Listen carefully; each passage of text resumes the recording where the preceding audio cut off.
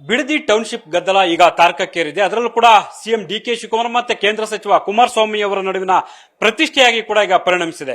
ಇದ್ರ ಬಗ್ಗೆ ಮಾತನಾಡೋದಕ್ಕೆ ನಮ್ಮ ಜೊತೆಗೆ ಸ್ವತಃ ಕುಣಿಗಲ್ ಶಾಸಕರಾಗಿರುವಂತಹ ರಂಗನಾಥ್ ಅವರು ಇದ್ದಾರೆ. ಅವರ ಹತ್ರ ಒಂದಷ್ಟು ವಿಚಾರಗಳನ್ನ ಮಾತಾಡುವಂತ ಒಂದು ಪ್ರಯತ್ನ ಮಾಡೋಣ.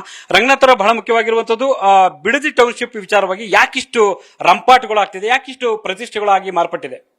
ನಾನು ಇದೆಲ್ಲದಕ್ಕಿಂತ ಮುಂಚೆ ಹಿಂದೆ ಒಂದು ಘಟನೆಗಳಾಗಿರೋಂಥದ್ದನ್ನು ಸ್ಮರಿಸ್ಕೋಬೇಕು.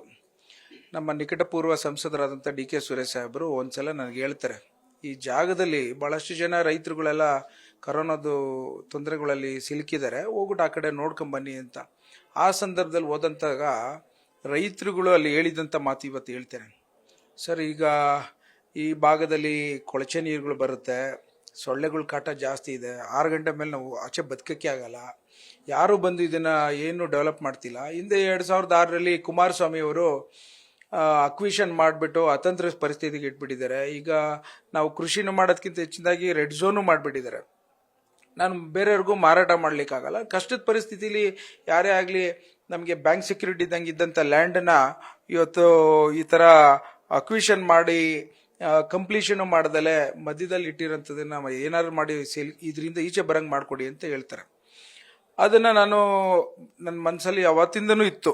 ನನ್ನ ಸದ್ಯದಲ್ಲಿ ಮೊನ್ನೆ ನಮ್ಮ ಸಾಹೇಬರು, ಮುಖ್ಯಮಂತ್ರಿ ಸಾಹೇಬರು, DCM ಸಾಹೇಬರು ಆಗಿದ್ದಾಗ ಹೇಗಾದ್ರೂ ಮಾಡಿ ಈ ಪರಿಸ್ಥಿತಿಯಿಂದ ಈಚೆ ತರಬೇಕು ಅಂತೇಳಿ, ಹಾಗೂ ಉದ್ಯಮದಾರರ ಬೇಡಿಕೆಗಳು ಲ್ಯಾಂಡ್ಗಳಲ್ಲಿ ಇದ್ದಂಥ ಸಂದರ್ಭದಲ್ಲಿ ಉದ್ಯೋಗ ಸೃಷ್ಟಿ ಮಾಡಬೇಕು ಅನ್ನೋದು ನಾವು ಒತ್ತಡ ಆಗ್ತಿದ್ವಿ. ಗ್ರಾಮಾಂತರ ಪ್ರದೇಶ ಬಂದಿರೋಂಥ ನಮ್ದೇನು ಗೊತ್ತಾ ಸ್ಟ್ರೆಂತು, ಇವತ್ತು ಇವರು ಕುಮಾರಸ್ವಾಮಿ ಅವರು ಮತ್ತೆ ಇನ್ನಿತರರ ಬಹಳಷ್ಟು ಬಲಿಷ್ಠರೆಲ್ಲ ಏನಾಗ್ತಾರೆ ಅಂದ್ರೆ ಅವ್ರ ಹೆಸರು ಮೇಲೆ ಗೆದ್ಬಿಡ್ತಾರೆ. ನಾವೆಲ್ಲ ಕಷ್ಟಪಟ್ಕೊಂಡು ತಳಾಂತದಲ್ಲಿ ಹೋಗಿ ಗ್ರಾಮ ಪಂಚಾಯತಿ ಮಟ್ಟದಲ್ಲಿ ಕೂತ್ಕೊಂಡು ಮಾಡಿದ್ರೇನೆ ನಮಗೆ ಅವಕಾಶ ಇರೋದು. ಆ ಋಣ ತೀರಿಸ್ಬೇಕು ಅಂದ್ರೆ ಆ ನೋವಿಗೆ ಗೊತ್ತಾಗುತ್ತೆ.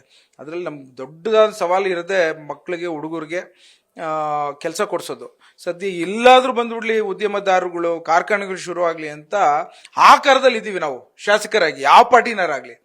ಅಂಥದ್ರಲ್ಲಿ ಹೇಗೋ ಏನೋ ಎಂತೋ ಧೈರ್ಯವಾಗಿ ನಮ್ಮ ನಾಯಕರು ಒಂದು ಮಾಡಬೇಕು ಅಂತ ಹೊರಟಿರೋದಕ್ಕೆ ಇವರು ರಾಜಕೀಯ ಬಳಸ್ಕೊಂಡು ಇವ್ರು ಮಾಡಿರೋಂಥ ಕಾರ್ಯಕ್ರಮಕ್ಕೆ ಇವತ್ತಿನ ದಿನ ಎಲ್ಲ ಬಲಿಷ್ಠಗಳೆಲ್ಲ ಸೇರಿಸ್ಕೊಂಡು ನಾನು ರೈತರು ಅಂತ ಹೇಳ್ಕೊಂಡು ಅಡ್ಡಿಪಡಿಸ್ತಿರೋದು ಎಷ್ಟು ಸರಿ ಅಲ್ಲ? ಡಿ.ಕೆ. ಶಿವಕುಮಾರ್ ಅವರು ಯಾಕೆ ಇಷ್ಟೊಂದು ಮಾಡ್ಲೇಬೇಕು ಅಂತ ಆಟಕ್ಕೆ ಬಿದ್ದಿದ್ದಾರೆ, ಯಾಕೆ ಅಂತ ಕೇಳ್ತಿದ್ದಾರೆ. ಮತ್ತೆ ಕುಮಾರಸ್ವಾಮಿ ಅವರು ಇದು ನನ್ನ ಕರ್ಮಭೂಮಿ, ನನ್ನ ಋಣ ಕೂಡ ಇದೆ, ಇಲ್ಲಿ ಜನಗಳಿಗೋಸ್ಕರ ನಾನು ಮಾಡ್ತಾ ಇದ್ದೀನಿ ಕೆಲಸವನ್ನ ಅನ್ನುವಂತ ಮಾತನ್ನ ಅವರು ಹೇಳ್ತಿದ್ದಾರೆ. ಅವರು ಮಾಡಿದಾಗ ಇದು ತಟ್ಟೆ ತುಂಬಾ ಒಳ್ಳೆ ಎಲ್ಲ ತರನು ಊಟ ಇತ್ತು. ಇವತ್ತು ಬೇರೆ ಕೈ ಹಾಕಿ ಇಟ್ಕೆನೆ ಅಳಿಸೋಗೈತಾ? ಈಗ ನಾನೊಂದು ಕೇಳ್ತೇನೆ, ಪ್ರತಿ ಬಾರಿ ಎಲ್ಲಿ ನೀವೇನು ಸೃಷ್ಟಿ ಮಾಡಿಲ್ಲ, ಕಾರ್ಖಾನೆ ಮಾಡಿಲ್ಲ, ನೀವೇನು ಏನು ಏನು ಯಾವುದೋ ರೀತಿಲೂ ನಿಮ್ ಕಡೆಯಿಂದ ಉದ್ಯೋಗ ಸೃಷ್ಟಿ ಮಾಡಿಲ್ಲ ಅಂತ ಪ್ರಶ್ನೆ ಕುಮಾರಸ್ವಾಮಿ ಅವರು ಕೇಳ್ತಿದ್ರು, ಅಶೋಕ್ ಅವರು ಕೇಳ್ತಿದ್ರು, ವಿಜೇಂದ್ರ ಅವರು ಕೇಳ್ತಿದ್ರು. ವಿಜೇಂದ್ರ ನನ್ಗೊತ್ತಿದ್ದಂತೆ ನೀವು ಅಕ್ವಿಷನ್ ಮಾಡಿ ಉದ್ಯೋಗಗಳು ತನ್ನಿ ಅಂತ ಅಶೋಕರು, ವಿಜೇಂದ್ರ ಲಾಪದಲ್ಲಿ ಮಾತುಗಳನ್ನ ಸ್ಮರಿಸ್ತೇನೆ ನಾನು. ಇವಾಗ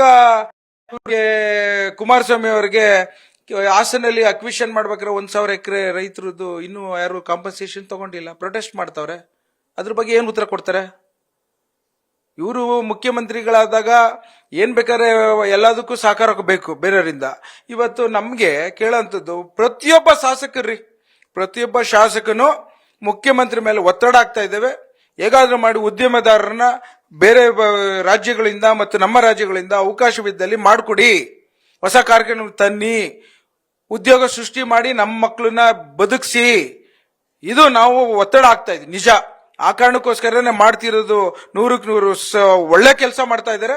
ಇವತ್ತಿನ ದಿನ ನೀವು ಬೇಕಾದ್ರೆ ಎಲ್ಲಾ ಕಡೆನೂ ಸರ್ವೆ ಮಾಡಿ, ನನ್ನ ಕುಣಿಗಲ್ ತಾಲೂಕಲ್ಲೇ ಬಹಳ ಸಂತೋಷ ಪಡ್ತಾ ಇದ್ದಾರೆ.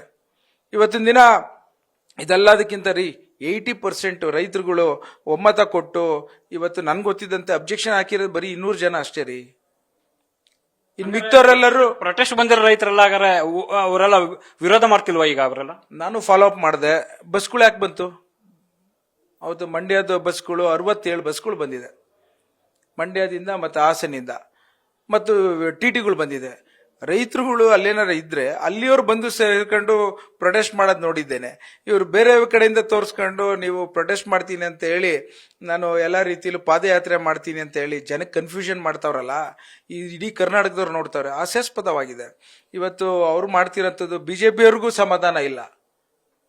ಹಾಗಾಗಿ ಈ ವಿಚಾರದಲ್ಲಿ ನಾವೆಲ್ಲ ಹೊಸದಾಗಿ ಬಂದಿರೋಂಥ ಸಮಾಜ ಸೇವೆಗೆ ಬಂದಿರೋಂಥವ್ರೆಲ್ಲರೂ ಇದನ್ನ ನಾವು ಅಪೇಕ್ಷೆ ಪಟ್ಟಿರಲಿಲ್ಲ. ಅಲ್ಲ, ಕುಮಾರಸ್ವಾಮಿ ಅವರು ಹಿಂದೆ ಡಿ ಕೆ ಶಿವಕುಮಾರ್ ಅವರು ಯೋಜನೆಗೆ ಸಂಬಂಧಪಟ್ಟಂಗೆ ಏನ್ ಮಾತಾಡಿದ್ರು ಅನ್ನೋದನ್ನ ಸಂಪೂರ್ಣವಾಗಿ ವಿಡಿಯೋ ಸಮೇತ ದಾಖಲೆಗಳು ಸಮೇತ ಕೊಟ್ಟಿದ್ದಾರೆ.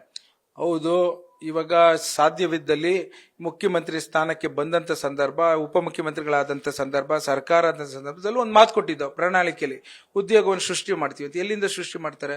ಇವತ್ತಿನ ದಿನ ಹೊರ ರಾಜ್ಯದಿಂದ, ಹೊರ ದೇಶದಿಂದ ಇಡೀ ಜಗತ್ತೇ ಬೆಂಗಳೂರಲ್ಲಿ ನಾವು ಕಾರ್ಖಾನೆಗಳು ಬೇಕು ಮಾಡ್ತೀವಿ ಅಂತ ಬಂದಿದ್ದಾರಪ್ಪ. ಈಗ ಎಲ್ಲರೂ ಒಂದ್ ಕಡೆ ಸೃಷ್ಟಿ ಮಾಡ್ಬೇಕಲ್ಲ, ಅವ್ರಿಗೆಲ್ಲ ಜಾಗ ಕೊಡ್ಬೇಕಲ್ಲ. ಸೊ ಹಾಗಾಗಿ ಇವತ್ತು ನಾನ್ರಿ ಯಾವ್ದು ಬೇಡ ರೀ, ತಾಯಂದಿರೋ 50 ಲಕ್ಷಕ್ಕೆ ಹೋಗ್ತಿತ್ತು ಈ ಕೃಷಿ ಭೂಮಿ 2 ಕೋಟಿ ಕೊಡ್ತಾ ಇದಾರಲ್ಲ ಅಂತ ಹೇಳಿ ಸಂತೋಷ ಪಡ್ತಾ ಇದಾರೆ ನೈಜವಾಗಿರೋರು. ಸರ್, ಈಗ ಸಿಎಂ ಡಿ ಕೆ ಶಿವಕುಮಾರ್ ಅವರು ಪತ್ರ ಬರೆದಿದ್ದಾರೆ, ಬನ್ನಿ 24ನೇ ತಾರೀಕು ಮಾತಾಡೋಣ ಅಂತ ಹೇಳಿದ್ದಾರೆ. ಕುಮಾರಸ್ವಾಮಿ ಅವರು ಹೇಳಿದ್ದಾರೆ 27ನೇ ತಾರೀಕು ನಾನು ರೆಡಿ ಇದ್ದೀನಿ, ಆದ್ರೆ ಬಿಡದಿಗೆ ಬನ್ನಿ ಅಂತ ಹೇಳ್ತಿದ್ದಾರೆ. ನಾನೊಂದು ಮಾತು, ಇವತ್ತು ಅವರು ಸಹ ಮುಖ್ಯಮಂತ್ರಿಗಳಾಗಿ ರೈತರುಗಳ ಸಭೆಗಳು ವಿಧಾನಸೌಧದಲ್ಲಿ ಮಾಡ್ತಿದ್ರು. ಈಗ ತೊಂದರೆ ಆಗಿರೋಂಥ ರೈತರುಗಳು ಬಂದು ಅವತ್ತೆಲ್ಲ ಮೀಟಿಂಗ್ ಮಾಡಿ ಮುಖ್ಯಮಂತ್ರಿಗಳು ಎಲ್ಲರದು ಒಪಿನಿಯನ್ ತಗೊಂಡು ಅದರದ್ದು ಒಂದು ಅಧ್ಯಾಯ ಮುಗೀತು. ಅದಾದ್ಮೇಲೆ ಇವ್ರು ಬಂದು ನಾನು ಈ ಒಂದು ವಿಚಾರದಲ್ಲಿ ನಮ್ಮ ಸಮುದಾಯದಲ್ಲಿ ಮುಖ್ಯಮಂತ್ರಿ ಆಗಿದ್ದಾರೆ ಅನ್ನೋದೇ ಒಂದು ನೋವು ಅವ್ರಿಗೆ. ಸಹಿಸಕ್ ಆಗ್ತಾ ಇಲ್ಲ ಮುಖ್ಯಮಂತ್ರಿ ಆಗಿರೋದಕ್ಕೆ ಅಂತ. ಅಫ್ಕೋರ್ಸ್, ಅದಕ್ಕೆ ನಾನು ಹೇಳ್ತಾ ಇದ್ದೀನಿ, ಮಾನ್ಯ ಮಾಜಿ ಪ್ರಧಾನಿ ಮಂತ್ರಿಗಳಾದ ದೇವೇಗೌಡರು ಪ್ರಧಾನಿ ಮಂತ್ರಿ ಆದಾಗ ನಾವೆಲ್ಲ ಸಂತೋಷ ಪಟ್ಟಿದ್ದು ಅಕ್ರಾಸ್ ದ ಪಾರ್ಟಿ. ಇವತ್ತು ನಮ್ಮ ಸಮುದಾಯದಲ್ಲಿ ಡಿ ಕೆ ಶಿವಕುಮಾರ್ ಸಾಹೇಬ್ರು ಮುಖ್ಯಮಂತ್ರಿ ಆಗಿದ್ದಾರೆ ಅನ್ನೋದು ನಾವು ಒಂದು ದಿವಸನೂ ಅವರು ವ್ಯಕ್ತಪಡಿಸ್ತಿಲ್ಲ. ಎಲ್ಲದಕ್ಕೂ ಅಡ್ಡಿ ಆತಂಕಗಳು ಹಾಕೊಂಡ್ರೆ ಏನ್ ಭಗವಂತನು ಮೆಚ್ಚಲ್ಲ, ಜನರು ಮೆಚ್ಚಲ್ಲ. ಅಲ್ಲ, ನಿಖಿಲ್ ಕುಮಾರಸ್ವಾಮಿ ಅವರು ನನ್ನ ಹತ್ರ ಇರುವಂತ ಜಾಗನ ಜನರಿಗೆ ಬಿಡ್ತೀನಿ ಅದನ್ನ ಅಂತ ಹೇಳ್ತಾರೆ, ಸರ್ಕಾರಿ ಶಾಲೆಗಳನ್ನ ಕಟ್ಟಕ್ ಬಿಡ್ತೀನಿ, ಎಲ್ಲದಕ್ಕೂ ನಾನು ದಾನ ಮಾಡ್ತೀನಿ ಅನ್ನುವಂತ ಮಾತನ್ನ ಅವ್ರು ಹೇಳ್ತಿದ್ದಾರೆ. ಸಂತೋಷ. ಇವತ್ತಿನ ದಿನ ಅವರೆಲ್ಲ ದೊಡ್ಡ ಕುಟುಂಬದವರು, ನಾವು ಮಾತಾಡೋಷ್ಟು ದೊಡ್ಡವರಲ್ಲ.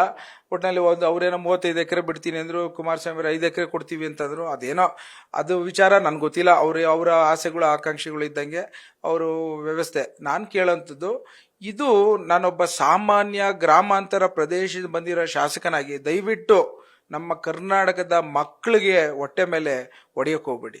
ಅನಿತಾ ಕುಮಾರಸ್ವಾಮಿ ಅವರು ಕಾನೂನು ಹೋರಾಟವನ್ನು ನಡೆಸ್ತೀನಿ ಅಂತ ಹೇಳಿದ್ದಾರೆ. ನಮ್ಮಲ್ಲಿ ಯಾವುದೇ ಕಾರಣಕ್ಕೂ 100 ಎಕರೆ ನಮ್ಮ ಹತ್ರ ಇಲ್ಲ, ಎಲ್ಲ ಸುಳ್ಳು ಅನ್ನುವಂತ ಹೇಳ್ತಿದ್ದಾರೆ. ನನಗದು ಗೊತ್ತಿಲ್ಲ, ಅವ್ರ ಆಸ್ತಿಗಳೆಲ್ಲ ನಾನು ಅದು ವಿಚಾರ ಮಾಡಕ್ ಹೋಗಿಲ್ಲ.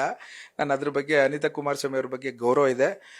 ಆದರೆ ನಾನು ಕೇಳೋಂಥದ್ದು ನಿಮ್ಮ ಮೂಲಕ ಕುಮಾರಸ್ವಾಮಿ ಅವರಿಗೆ, ಇವತ್ತು ಗ್ರಾಮಾಂತರ ಪ್ರದೇಶ ಬಂದಿರೋ ಮಕ್ಕಳಿಗೆ ಉದ್ಯೋಗ ಸೃಷ್ಟಿ ಮಾಡೋಂಥ ವಿಚಾರದಲ್ಲಿ ಎಲ್ಲ ಪ್ರಯತ್ನಕ್ಕೂ ಸಹಕಾರ ಕೊಡೋದು ಬಿಟ್ಟು ಈ ತರ ಎಲ್ಲ ಅಡಚಣೆ ಮಾಡ್ಕೊಂಡು ರಾಜಕೀಯ ತಂದು ಜನಕ್ಕೆ ಎಲ್ಲೋ ಒಂದ್ ಕಡೆ ಮಿಸ್ಲೀಡ್ ಮಾಡೋಂಥ ವ್ಯಕ್ತಿತ್ವ ಅವ್ರದ್ದಲ್ಲ ಅಂತ ಭಾವಿಸ್ತೇನೆ. ಮಾಡಕ್ ಹೋಗ್ಬಾರ್ದು ಅಂತ ನಾನು ನಿಮ್ಮ ಮೂಲಕ ಕೇಳ್ಕೊತೇನೆ. ನಾನು ಸೊ ಇದಿಷ್ಟು ಕೂಡ ರಂಗನಾಥ್ ಅವರ ಸ್ಪಷ್ಟವಾದ ಮಾತುಗಳು.